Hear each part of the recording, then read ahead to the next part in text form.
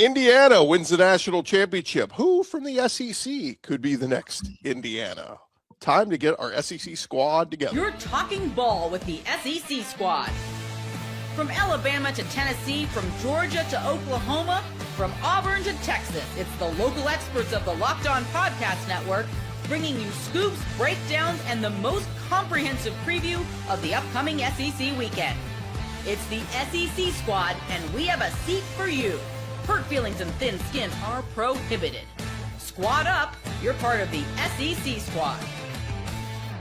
And what's up, everybody? Welcome into our SEC Squad show. Sit back, grab your favorite beverage, and join us as we get you ready talking all things SEC. Of course, we're part of the Locked On Podcast Network, now the #1 sports podcast network. Let's welcome in our panel this week. We've got Zach Blackerby from Locked On Auburn. We got Stephen Willis, Locked On Ole Miss. Jimmy Stein from Locked On Bama. John Williams, Locked On Sooners. I'm Chris Gordy, Locked On SEC. And gents, sad day. This is always that first show back where the college football season has officially ended. We have to wait months and months and months into the desert for the college football season to begin again. But Indiana, the national champs, and it's the craziest story because if I said this, if you come to me in a time machine 2 years ago and went, hey, Indiana's going to win a championship in college football, I think you would have said you're clinically insane. But putting it out there, guys, who from the SEC, pick a team, could be the next Indiana? Zach.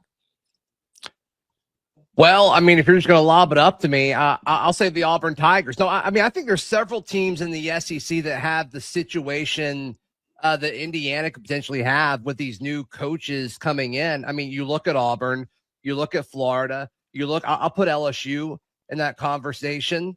I mean, and even Ole Miss post Kiffin. I mean, we'll see if they can keep everything going. But all these schools have so much to throw at talent, and whether it's coaching talent or player talent, the resources and infrastructure is there at all of these places. So just from an Auburn point of view, just hearing the Auburn fans talk about like, oh, all the JMU guys followed Kirk Cignetti to Indiana. And we're seeing a similar thing with USF guys following Alex Golesh to Auburn. So, you know, that's obviously a fun comparison. But the big thing here is, like, I think a lot of these schools now that have these new coaches, they look at what happened in Indiana, and like all of a sudden you're filled with hope instantly. It's like, okay, if Indiana can do it, why can't a team who has won a national championship do it? Yeah, if you want a team rising from the ashes, by the way, it would obviously be the Kentucky Wildcats. If they made a run, that would be very synonymous. But honestly, the surprise team next season is not going to be the surprise team at all. It was the team that was the last in the SEC playoff hunt this year. They have the best quarterback, the best running back, and the best place kicker in the entire country. And that is very rare that you could say that potentially for Ole Miss. Yes, I do think Trinidad is going to be back taking snaps for Ole Miss next season. So I do think Ole Miss has the best chance to be the next SEC team that wins the national title. Did Tate Sandell, the Lou Groza Award winner, transfer from Oklahoma to Ole Miss, and I just missed it somehow? Hey, I did watch the playoffs, though, John, and I saw Carnero hit a 57, a 58, and a 56-yarder to win. Yeah. That's a good argument. But he wasn't named the best kicker in college football. Yeah, that's because never mind. It's all. I think that award lost all credibility. Listen, I don't think Ole Miss applies here in the conversation. If we're talking about a team that comes out of nowhere that you don't expect to be good, Ole Miss to me doesn't apply. If Trinidad is back, they're going to be a top 10, top 5 team in college football. Mm-hmm. So that's not a rags to riches underdog story, sandlot, cool run. But Indiana was in the playoffs last year. Indiana was in the playoffs last year. Okay, but still, 2 years ago, Indiana was what? They were Vanderbilt. Yeah, I would say, I mean, the Ole Miss. If you looked at before the 2025 college football season, nobody took Indiana seriously as a college football playoff contender or a national title contender. I would say maybe that does apply to Ole. I mean, prior to what Lane had kind of gotten going there in recent years, I think 5 years ago, you'd have been shocked if you said, I think Ole Miss is a playoff team this year. So I think kind of what Ole Miss has been the last couple of decades, I would again, not as dreadful as what Indiana was by no means, but I think they kind of fit that category. But I mean, despite how Lane left, I think Lane left Ole Miss much better then he they're found loaded. Yes. And I don't know if Ole Miss is the same program now as it was prior to that, to John's point. Yeah, I think Lane created Ole Miss into a top-tier SEC program. They have athletes, they have facilities, they have money, they have a plan, they have a coaching staff. Now they have success. I think Lane created, frankly, a new Ole Miss that is a perennial top program. Well, and I think even Pete Golding has proof of concept with playoff wins. Yeah. You know, he's the rare coach that's a brand new head coach that actually has a playoff win to his resume or two, and a win over Georgia. Like, that dude is in a very unique situation to where you look at Brent Venables 4 years ago, a brand new head coach taking over a program that was left in disaster when Lincoln Riley left. Like, Pete Golding actually is in a pretty golden situation. Sorry. I would just say be careful with the transitive property there. Like, we got to see Golding coach a full regular season as a head coach, because I could make an argument and go, well, Lincoln Riley's got playoff wins, so clearly he's going to have great success at USC. He hasn't made the playoffs, but he doesn't. At USC. So, you know, again, we'll see. Time will tell on Golding. Yeah, I just think like is most analogous to Indiana in the SEC. Like, what SEC team, like Steven said, I think Kentucky is the most analogous to Indiana. And under Will Stein, they have attacked the portal. You can almost hear Will Stein saying, "Hey, if Indiana can do it, why can't we?" It's similarly located, a basketball school, but they have money. They have a willingness, I think, and I wouldn't be surprised if Kentucky is really good shortly, or on the other hand, still can be what Kentucky's always been. But hey, it starts with quarterback, and Kenny Minchie has significant upside. Yeah, I think they're the easiest comparison, because Indiana is a basketball school that has sucked at football for forever. So Kentucky, basketball school that has sucked at football forever. But I would throw Vandy into the mix too. I mean, Clark Lee, we laughed at him July of 2022 at SEC Media Days when he said, "I think Vanderbilt could be the best program in the country." We're going, dude, how about you just say you want to get to 6-6 and win a bowl game? Like, baby steps, right? But coming off a 10-2 season where nobody in the world ever thought Vanderbilt would do that, we're looking at him going, that dude might have been onto something. So, and we'll see how good this quarterback is. That, you know, they got the Jared Curtis, the top quarterback out there. So we'll see as he develops. But I think Vanderbilt could fit that category too. And I don't think we can have this conversation about the conference as a whole, with like who can, you know, rise from the ashes without talking about Florida. I mean, I thought Napier was going to work at Florida. I mean, Florida's a sleeping giant. You talk about resources and where they are on the map and all the talent that's in that state. Florida, there's no reason for Florida to be this bad for this long. So can Sumrall be the guy to turn around Florida? It's going to be somebody. They're eventually going to be good again. There's too much at their disposal for them to be bad for forever. So I think John Sumrall could be a guy to turn a program around too. And one team that hasn't been mentioned is South Carolina. Lenora Sellers was built in a lab, like I said last week, to play in Kendall Browell's offense. Yeah, they could certainly be a team that's, you know, if you consider them a team who's never made the playoff, you know, I think that's a team that could certainly, with everything they bring back, Nick Harbor and with the edge rusher and Dylan Stewart and of course Lenora Sellers, who everybody thinks he's going to take that next step. I would also throw Mississippi State in there too. I mean, Jeff Lebby has in the past been a good developer quarterbacks. Again, if Kamario Taylor is awesome, maybe they have a chance to do that. Not next year, but like down the road. It's just going to take time for Lebby and Mississippi State. You know, they're not going to be as quick to the playoff, I don't think, as Indiana was. Now, let's be real though. Indiana had a clearer path. Michigan was down in the 2 years that Indiana rose to this great state of, you know, 16-0 national title. Penn State was down. Like, these aren't the same gauntlets. You know, Indiana didn't have to run through the same kind of schedule that all of these SEC teams that we're talking about have to run through. Mississippi State is going to have to try to overcome Oklahoma, Texas, Alabama, Tennessee, Ole Miss, you know, an Auburn program that's going to be better, a Florida program that's going to be better, you know, a South Carolina program that'll bounce back. I mean, this is a deep, deep conference. So it's going to be really difficult, I think, for any of these teams. Kentucky might have a chance if they've got some big time, big money donor backers that are just throwing a bunch of money at the NIL thing. But a lot is going to ride on Kenny Minchie. Like the thing that has made Indiana so successful is Curt Cignetti is batting 100 or batting 1,000 on his transfer portal quarterback additions. You know, Curtis Rourke was really, really good. Francisco Mendoza was fantastic and a Heisman winner. You cannot strike out on transfer portal quarterbacks like Auburn did. Like, we've seen so many in the conference struggle to find those guys. If you strike out on a transfer portal quarterback, or any quarterback for that matter, a guy you recruit, it's going to set you back. Fernando. And I mean, how much of that is based off Fernando, of like, it's Christmas time. My apologies. As far as like recognizing fit in your system. I mean, nobody had Fernando Mendoza as the top portal quarterback.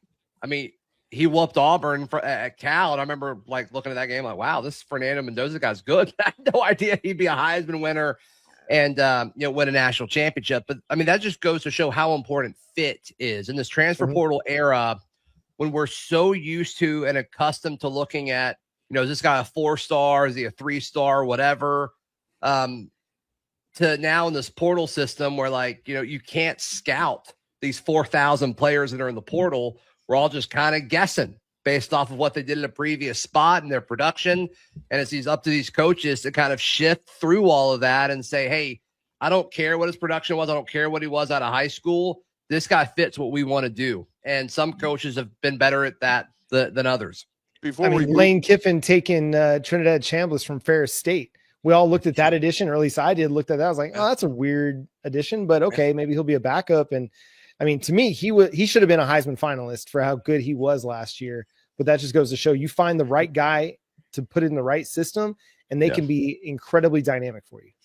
Before we move on, I think we owe it to our buddy John Neighbors to at least put Arkansas in this category, right? If Ryan Silverfield is the right guy, maybe Arkansas one day. I don't see it. Don't see it. All right. I'm not going to let John have hope. We're not. Hey, 3 years ago, if I said, "What about Indiana?" All you guys would have been, "No, don't see it. Don't see it." No, they've opened the door for everything. It also takes a pretty special coach to do that, and I think what we found out is Curt Cignetti is pretty special as a coach.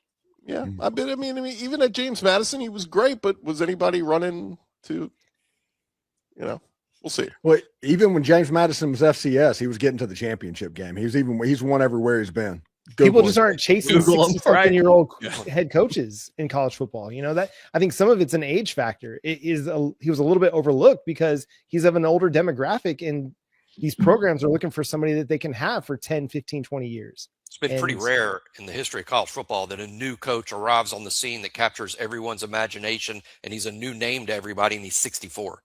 Yeah. You don't often see that happen in the sport or any sport. When we return, guys, we talked a little bit on the transfer portal. I want to show you the latest rankings on the highest ranked player in the portal at all the SEC schools. We'll touch on that when we return. SEC Squad, talking more ball next. Hey, but first, guys, want to remind you about our friends over at TurboTax. Tax season doesn't have to take over your life, and this year, TurboTax is making it easier than ever to just hand things over and move on with your day. With TurboTax Full Service, you can have your taxes done for you by a trusted local expert, start to finish, without the stress or the guesswork. Don't be like Zach Blackerby where you're trying to do it on your own. Try to figure out all those forms on your own. It can be confusing. Meet with a local TurboTax expert in person or connect online. They'll handle everything from your W-2s to self-employed forms. They'll work to get you every deduction. You can upload your documents, go about your day, and get updates right in the TurboTax app. It is a huge time saver and gives you real peace of mind knowing an expert is handling it. For a limited time, you can have your taxes done by a local TurboTax expert for just $150 all in. If a TurboTax expert didn't file for you last year, just file by February 28th. Take taxes off your plate and get back to your life. Visit TurboTax.com/local to book your appointment today. All right, fellas, SEC Squad roll along here. And I thought this would be kind of fun to take a look at. Everybody's vying for good portal additions and all this. And so I made a listing of the top, well, those are the top classes, but the top rankings of the highest rated player that every team has added through the portal. So take a look at our list, and I'll just ask you, look at all the names here. Which prospect intrigues you most in terms of a guy that's coming to the SEC this year? Well, he's not coming to the SEC, but Deuce Knight going to Ole Miss, I think, is fascinating. I mean, obviously, the Trinidad Chambers aspect of this throws in another wrinkle, and I think that would be the best case for Deuce and for Ole Miss. But let's assume just for a second that Deuce Knight has to be the guy. I mean, that's the $1 million question of, is he ready? Is he ready to go? Small sample size. We saw him look really good against Mercer at Auburn, obviously, last year. What does it look like in a new system and a new situation? Deuce Knight to me is fascinating, whether it happens this year or next year, depending on Trinidad. Jaheim Otis, who was at Alabama with Pete Golding, he can be a monster in that system and has been a monster in that system. And also, I think his name is Michael Boyro, the zero technique defensive lineman from Florida. Whenever you're getting the big boys in the middle, you're obviously spending money. Those are the two that I'm most excited. Deuce Knight, obviously, I am looking forward to a situation to where he is like learning under Trinidad how to actually play the position and all of that stuff. And the wide receiver, Jonte Cook, who was one of the better players at the Under Armour All-American game I've ever seen with my own two eyes. He hasn't worked out before. He has an unbelievably high ceiling, but he has to hit it. Those are the players that I'm probably most excited about. Yeah, for me, it's Austin Simmons at Missouri. I think is really interesting. You know, Missouri had a pretty good quarterback this year before Bo Perbula got hurt, but Austin Simmons was really impressive at Ole Miss. I think Trinidad Chambers and his success sort of overshadowed how impressive Austin Simmons was early before his injury. But I think Austin Simmons at Missouri is certainly interesting. Sam Leavitt at LSU, of course, is interesting. All the quarterbacks seemingly have played for Lane Kiffin have exploded on the scene. Sam Leavitt, a really impressive redshirt freshman year, not so good this past year, though affected by injury. But how good will Sam Leavitt be at LSU? Lane Kiffin seems to have the Midas touch with quarterbacks recently. I think what is fascinating is Texas just bringing in two running backs that could both be bell cow guys. And, Hollywood Smothers and Raleek Brown. I would have liked for Oklahoma to go after either of those guys to add to what they have is a pretty young running back room, and they got both of them. So I'll be really curious how that plays out because you only got so many footballs to hand off, and both those guys are dynamic, pass catchers out of the backfield as well. How is, Steve Sarkisian going to use those guys? It's going to be really fascinating to watch. But to me, the other one is just the Cam Coleman edition. I think you get Cam Coleman and Ryan Wingo together. And I know this is an Oklahoma guy giving Texas way too much praise, and I hate to do it, but they're big time additions. And it's going to be a test for everybody in every secondary in the SEC to try and figure out how to cover both of those guys. Just to vent for a slight second here. I mean, you think about how bad Auburn's offense was last season. And Deuce Knight, the highest rated guy for Ole Miss. Cam Coleman, the highest rated guy for Texas of all places. Sorry. And then Eric Singleton, the highest rated guy for Florida coming in. It's just goodness gracious what could have been if you had any sort of offensive coaching. Unbelievable. Yeah, it's almost like they had a bad coach with a bad offense. Another thing, Byron Brown not being ranked as high as Deuce Knight is crazy. Like, that is absurd. But whatever. I agree with that. Byron's too. He's far more. I know Deuce has a ton of upside, and we saw what he did against Mercer. But Byron Brown's been doing it for multiple seasons against Power 4 teams, not just the Group of 5 teams. I think I'm with Zach. That's nuts. I mean, some of these rankings are fun to look at, but they're also a little bit flawed because they take into account too much of what they were as a high school prospect, as opposed to what they are now.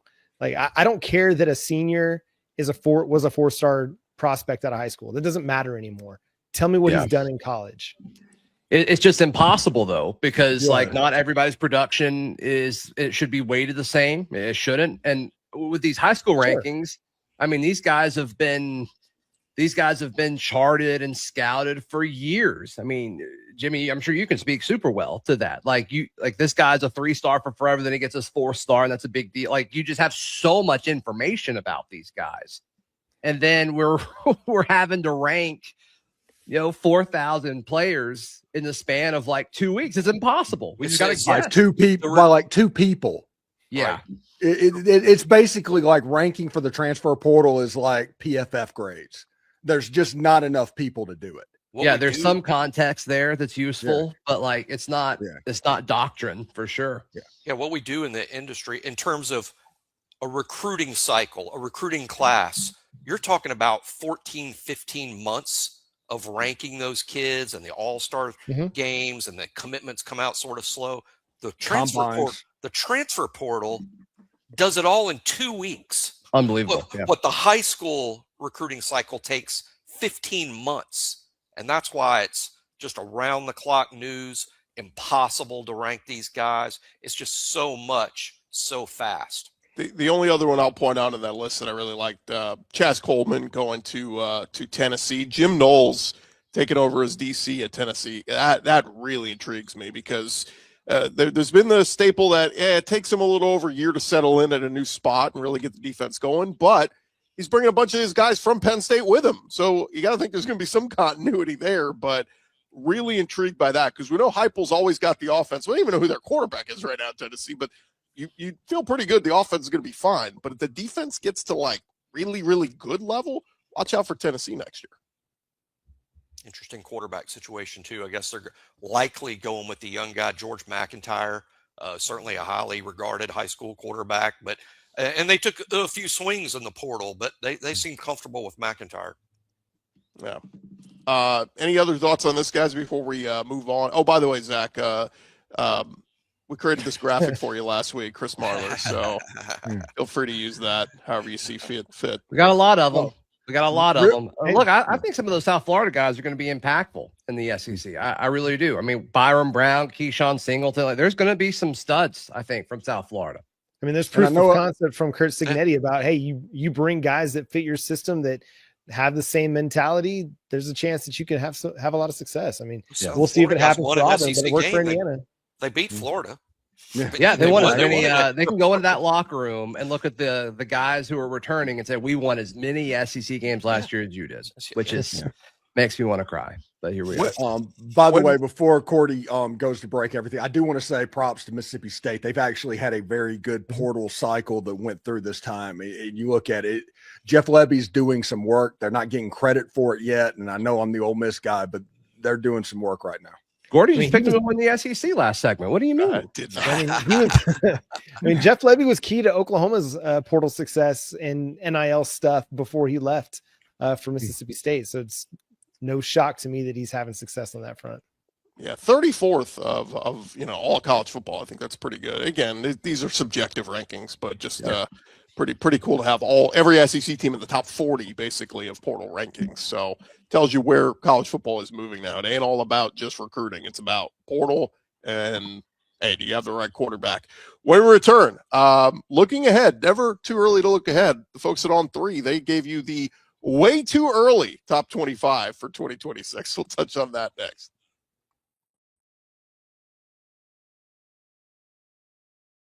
All right, fellas, the guys over at On 3 Sports, they put together the way too early top 25 earlier this week. Let's take a look at it as, look, this is subjective, but it's a bunch of the guys over at On 3 who all got together and said, let's do some rankings. But they put Georgia number 2, Texas number 3, Ohio State was number 1, A&M 8, Oklahoma 10. I'm sure John Williams likes that. LSU under Lane Kiffin 12, Ole Miss all the way down at 15. They must think Trinidad's not coming back. Yeah, Jimmy Stein's Bama at 17. I don't think we've seen Bama that low in the preseason in a long time. Tennessee 20 and Florida jumping into the top 25. I think that's a little respect to John Sumrall. But what do you guys make of those rankings? Well, just about not as bad as some other. Go ahead, Jimmy. Well, I would say Alabama at 17. That's new. That's new since 2007, really. But just about everyone ahead of Alabama is returning their quarterback. So much of preseason rankings are about who's returning their quarterback. And a year ago, Ty Simpson was considered a very lowly ranked SEC quarterback going into the season before anybody had really seen him play. I think Alabama's going to suffer with that a little bit this year in terms of they feel good about what they have at quarterback, but it won't be respected by the national media until they see it. Yeah, those rankings aren't as bad as some of the other ones that I've seen. Like I've seen Michigan ahead of Oklahoma, and look, Kyle Whittingham's great, but it's a new coach and he's still got a young quarterback. Like this is a team that lost to Oklahoma last year, and we're going to all of a sudden put them ahead of the Sooners going into the way too early. But in these rankings, like I have no problem with Oklahoma at 10. I feel like, anywhere from 8 to 12 would be about right for them. They've got to prove that they're going to take a step on offense and that the defense is going to be able to be as effective as it was this past year, despite all the losses that we suffered on the defensive line. There are going to be some question marks around Oklahoma, but I think with what they've done in the portal, this team has taken a step offensively. Now it's just going to be time to go prove it on the football field. Yeah, I bet you if you looked at their subscriber numbers of different sites, you could probably match that up to the rankings as it's situated, because Notre Dame at 4 and Texas is way up there. I think all of the state of Texas is in the top 10 and all of that.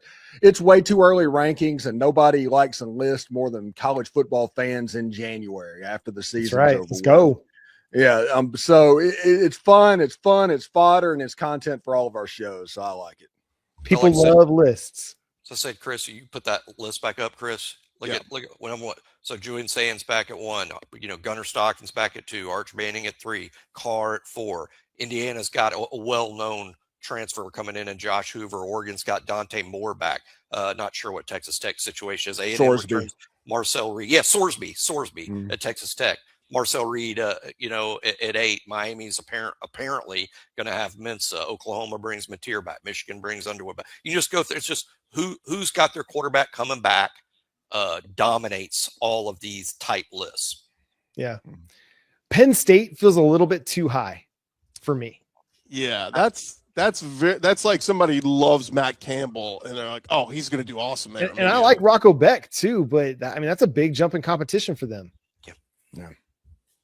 Yeah, I think that it's tough to do this. And again, that's why they say it's still way too early. I mean, guys, we're in January. Like, we haven't even seen what these teams look like in the spring. Hell, the portal's not even fully done. There's still hundreds of guys still in the portal picking their teams. I understand maybe not that many difference makers, but certainly a guy that could be a starting O-lineman, a starting wide receiver, still potentially out there in the portal. But it is just fun to kick around, because here's a few things we know.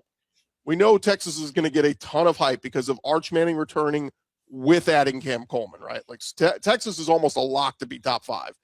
The Georgia one's interesting because, look, I've been the buyer in Georgia last year, and I know they're back-to-back SEC championship winners, but they're also back-to-back Sugar Bowl losers. And Georgia, that I've picked as my national champion the last 2 years, I'm not doing it again this year because they've kind of fallen off from that pedestal. And so I don't know, to automatically put Georgia's preseason top 2 just because Gunnar Stockton and some pieces are back. I don't know if I'm going to give them that much love.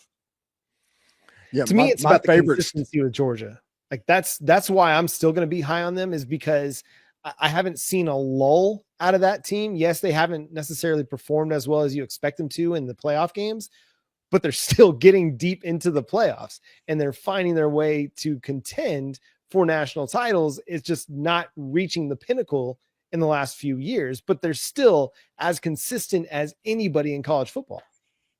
Yeah, absolutely. And I'm curious, looking at this list, this way too early list, the Oklahoma at number 10. What do they do with their offense next season? Same quarterback, same coordinator, not really any new names coming in the transfer portal. Are they thinking material is going to be that much better?